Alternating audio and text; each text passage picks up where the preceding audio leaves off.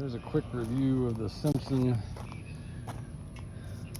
3100 PSI unit that blew up on me with the Honda GC190. So I went and found a Predator engine for 150 bucks.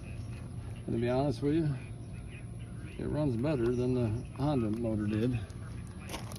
So for $150 I fixed this thing, and everything bolts up just like it's supposed to. I'll run it here in a minute and you'll see it operating with plenty of power.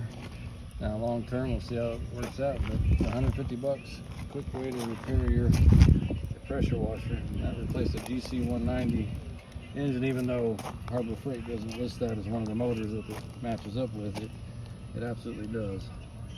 So okay, here's the video of it running, and then I'll probably follow up a year from now with see how it held up. But so far so good.